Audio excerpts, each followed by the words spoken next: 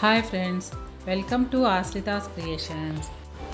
అందరికీ ముందుగా వినాయక చవితి శుభాకాంక్షలు అండి. ఈరోజు వీడియోలో నేను వినాయక చవితి స్పెషల్గా అమ్మ చిన్నప్పుడు చేసే కొన్ని నైవేద్యాలు చూపిస్తున్నాను. దీనికి స్టవ్తో పని లేదు, నెయ్యి కానీ నూనె కానీ పాలతో అవసరం లేదండి. ఎలా చేయాలో చూద్దామండి. ఇప్పుడు ఒక బౌల్ తీసుకొని ఈ బౌల్లోకి 2 కప్పుల బొరుగులు యాడ్ చేయాలి. చాలా చోట్ల వీటిల్ని మరమరాలు అంటారు, మేమైతే బొరుగులే అంటాము. చాలా టేస్టీగా ఉంటుంది. అలాగే చిన్నప్పుడు పిల్లలందరూ కూడా చాలా ఇష్టంగా తినేవాళ్ళం. ఏ కప్పుతో అయితే బొరుగులు తీసుకున్నామో అదే కప్పుతో మంచిపప్పులు తీసుకుంటున్నాను. అలాగే బెల్లం కూడా మెత్తగా ఉండకూడదండి, ఇలా ముక్కలుగా ఉండాలి.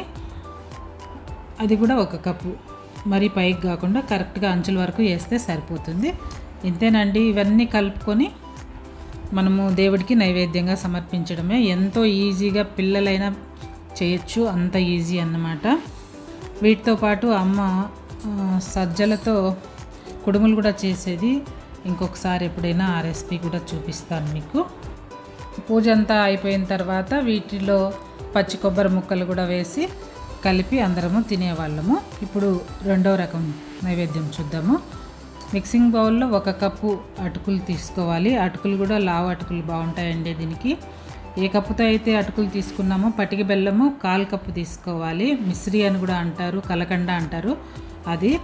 అదేవిధంగా ఇంకొక 1/4 కప్పు బెల్లం కూడా తీసుకోవాలి. బెల్లం కూడా ఇలా ముక్కలుగా ఉండాలి, మెత్తగా ఉండకూడదు. అన్నీ కలిసేటట్టు ఒకసారి కలుపుకొని మనము వినాయకునికి నైవేద్యంగా సమర్పించడమేనండి. ఇది కూడా స్వామివారికి ఎంతో ఇష్టమని పెద్దవాళ్ళు చెప్తూ ఉంటారు.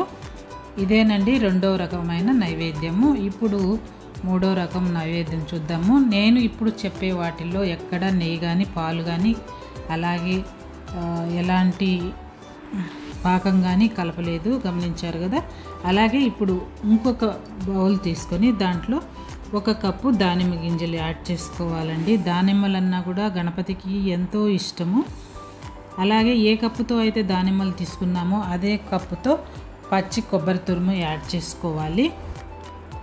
తర్వాత అదే కప్పుతో లావు అటుకులు కూడా యాడ్ చేసుకోవాలండి. అన్నీ సేమ్ క్వాంటిటీనే ఇక్కడ వరకు మనం వేసింది. ఇప్పుడు బెల్లం తురుము తీసుకోవాలి.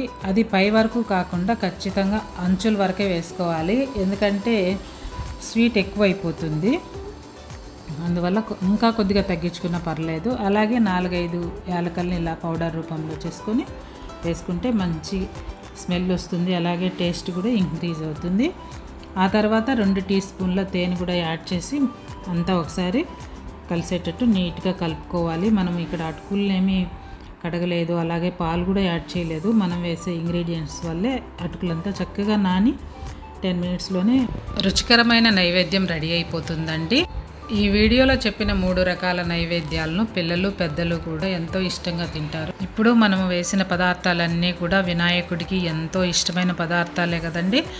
ఇప్పుడు ఇవంతా ఒకసారి బాగా కలుపుకొని మనకు నచ్చిన డ్రై ఫ్రూట్స్ ఏమైతే ఉన్నాయో అవన్నీ కూడా యాడ్ చేసుకోవచ్చు. నేను ఇక్కడ 1 కప్పు డ్రై ఫ్రూట్స్ కూడా యాడ్ చేస్తున్నాను. జీడిపప్పు, బాదం, అలాగే కిస్మిస్ కూడా యాడ్ చేశాను. అన్నీ ఒకసారి బాగా కలిసేటట్టు కలుపుకొని దేవుడికి నైవేద్యంగా సమర్పించవచ్చు. ఇదేనండి ఈరోజు వీడియో. మీకు వీడియో నచ్చితే లైక్ చేయండి, షేర్ చేయండి, సబ్స్క్రైబ్ చేయండి. అలాగే బెల్ ఐకాన్ నొక్కి ఆల్ అనే ఆప్షన్ని ట్యాప్ చేశారంటే నేను వీడియో పెట్టిన ప్రతిసారి మీకు నోటిఫికేషన్ వస్తుంది. ఇదేనండి ఈరోజు video. Thank you for watching.